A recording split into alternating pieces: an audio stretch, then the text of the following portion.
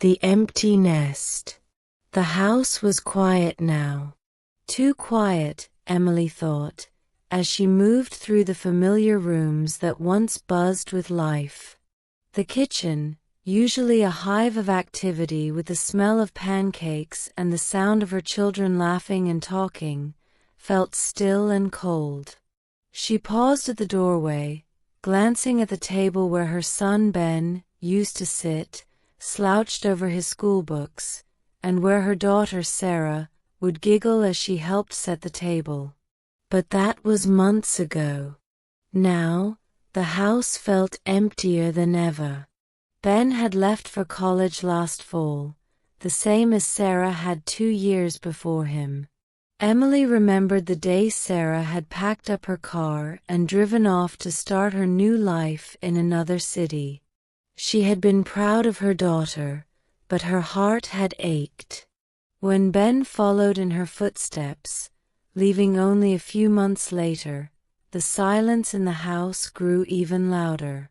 It had been hard adjusting to the absence of their constant chatter, the sound of their footsteps running up and down the stairs, and the everyday chaos that had once filled her life. Emily sat down at the kitchen table, wrapping her hands around a cup of tea, trying to ignore the nagging emptiness that seemed to settle in her chest. John, her husband, was still at work. He had thrown himself even deeper into his job since the children left, as though keeping busy would distract him from the void. They both dealt with it in their own way, John with his work, Emily with trying to stay busy at home. She had tried to fill the space with hobbies. She took up gardening again, something she hadn't had time for when the children were younger. She had even started painting, a pastime she had enjoyed when she was much younger. But no matter what she did, it always felt temporary, like she was just trying to pass the time until the house would be full again. But the reality was, that might never happen. The kids had their own lives now, and as much as Emily loved seeing them grow and succeed, it was hard not to feel like something was missing. The phone rang, pulling Emily out of her thoughts. She answered, her voice betraying the slight hope that it might be one of the kids calling. "Hi, Mom," came Sarah's voice on the other end. Emily's heart lifted a little. "Sarah, how are you, sweetheart?" "I'm good.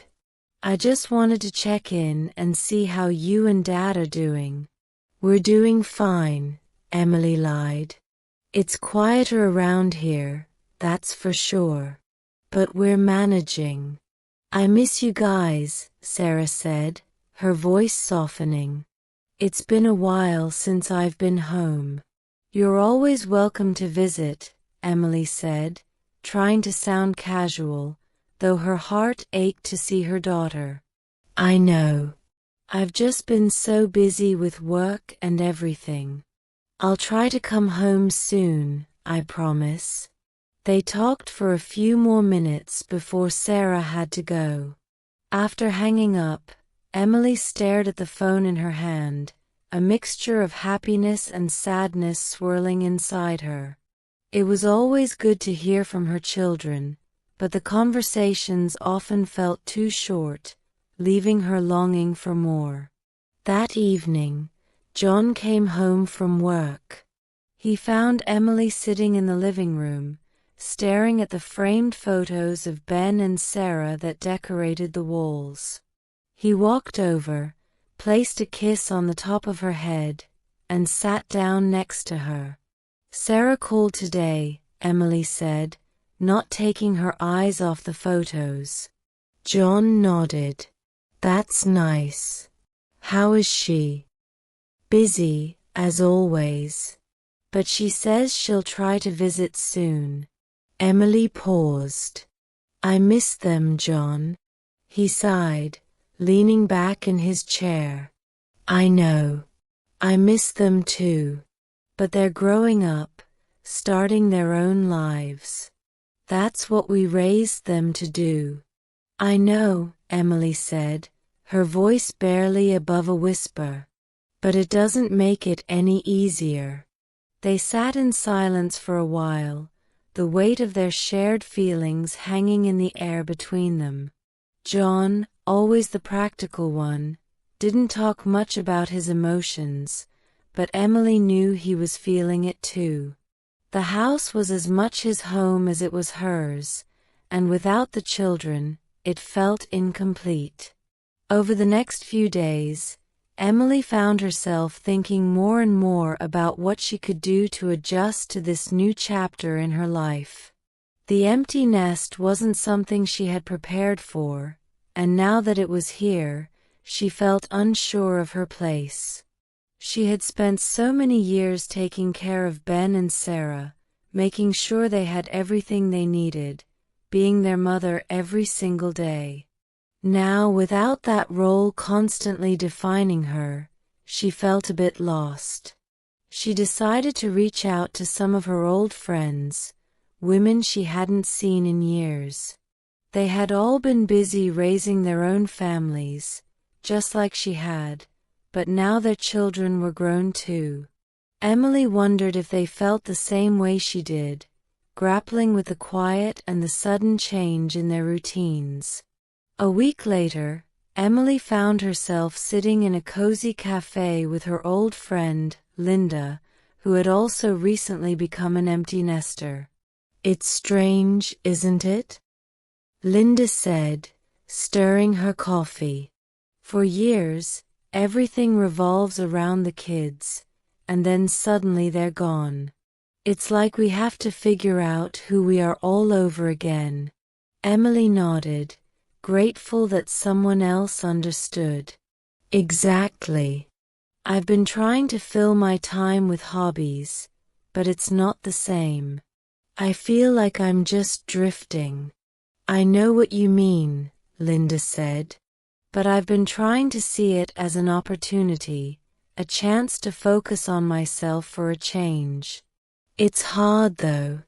We've spent so long putting them first." They talked for hours, sharing their thoughts and feelings. For the first time in months, Emily felt a sense of relief, knowing that she wasn't alone in her struggle. It gave her some comfort to know that this was just another stage of life, one that she could navigate with time and patience. In the following months, Emily slowly began to adjust. She still missed Ben and Sarah every day, but she also started to find joy in her own life again. She took a painting class and met new people. She started volunteering at the local library, something she had always wanted to do but never had time for. One evening, as she and John sat down for dinner, Emily realized that the house, though still quieter than it once was, didn't feel quite as empty anymore.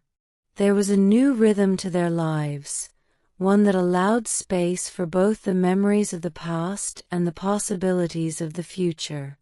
And when Ben and Sarah finally did come home for the holidays, the house once again filled with laughter and joy. But this time, Emily knew that even when they left again, she and John would be okay. The empty nest was no longer something to fear but something to embrace, a sign that they had done their job as parents and that now it was time to rediscover themselves. Thank you for listening.